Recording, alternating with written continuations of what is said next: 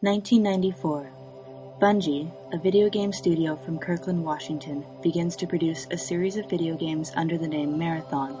These revolutionary first-person shooters are the first in the genre to introduce dual-wielding weapons and the voice chat in multiplayer matches, a grim specter of things to come. 2000. Black Monday, a name used throughout history for Mondays that see terrible events like riots and massacres. A name Apple computer fans use to describe Monday, June 19, 2000, when Microsoft purchases Bungie Studios. 2002. Bungie and Microsoft Game Studios release Halo: Combat Evolved and cement their place in history. The game is critically acclaimed and applauded by fans. 2004. Riding on the success of the first game, and with the promise of online play, Halo 2 breaks video game sales records in pre-orders alone.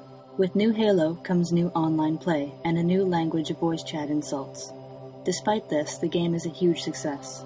2007. Halo 3 breaks the already massive precedent set by Halo 2 and becomes the largest entertainment launch ever, selling more in its first month than all other games combined, ever. The success is so great that it quickly makes Sony and Nintendo realize that they have no place in the video game market. Within the quarter, both are bought by Microsoft and absorbed into Microsoft Game Studios. 2011. With 2011 comes the release of Halo 4. There is no other media release this year. Every worldwide facility capable of producing writable disc media is pouring its resources into copies of the game. By its 6th month of release, there is one copy of Halo 4 to every 3 people in the world. The individually numbered special edition of the game is hand-delivered to the customer's house by a man dressed as a Spartan, whom the customer then gets to keep. Due to a manufacturing oversight in the first run, the inability to remove the Spartan's helmet gives them an estimated lifespan of 6 to 8 days after delivery. To compensate, Bungie offers a free replacement and an art book if customers send the body back. 2015.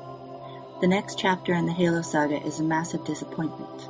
Farmed out to Microsoft Game Studios' Nintendo branch, the cel-shaded Halo 5 Master Chief and Friends Superstar Adventures in Dreamland has such a lengthy introductory cutscene, nobody starts playing the actual game before Halo 6 is rushed out for release less than a year later. 2016. Halo 6 is notable for being the first truly cross-platform event released across all mediums. Table games, movies, comics, magazines, novels, radio plays, VR, TV shows, and home pregnancy tests. Halo is now such a massive cultural phenomenon it has become required curriculum in school.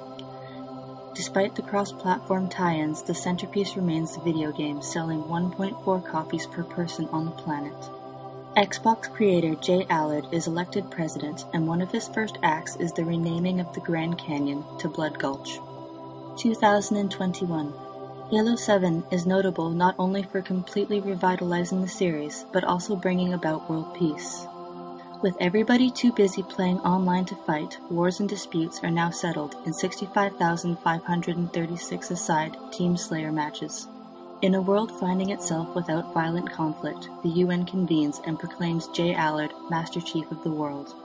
Ownership of Halo is now mandatory, and it is a jailable offense to disconnect from an online game before its conclusion. Such infractions are punishable by the player having his gamertag revoked until they finish watching the opening cutscene to Halo 5. For most, this is considered a death sentence. 2026. Released on November 15th, now Halo Day, an international holiday, Halo 8 is the game that brings about both the end and a new beginning as a perfect storm gathers. Economically, the worldwide money system can't handle the population trading in its copies of Halo 7 to buy Halo 8. Only when the smoke of launch day clears is it discovered that no money has actually changed hands.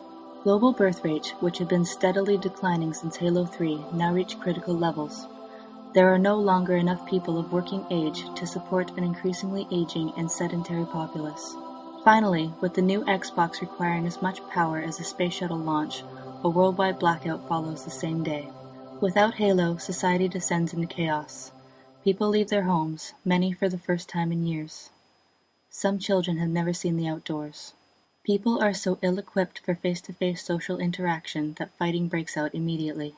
Circle strafe hopping proves an ineffective offense, and corpse humping results in record crossfire casualties. The world's population is decimated almost overnight. Those who survive the Halo cost find a new society based on the teachings of Halo. 2034, the human race rebuilds. Work begins on construction of the Halo. Present day, with construction finally complete on the Halo, the human race can begin anew. Society can now focus on reclaiming the knowledge we once had. Even now, work is beginning on new video game technologies, skills previously lost. Recently, the first post-Halo game was released, and is a great sign of hope for the future of gaming.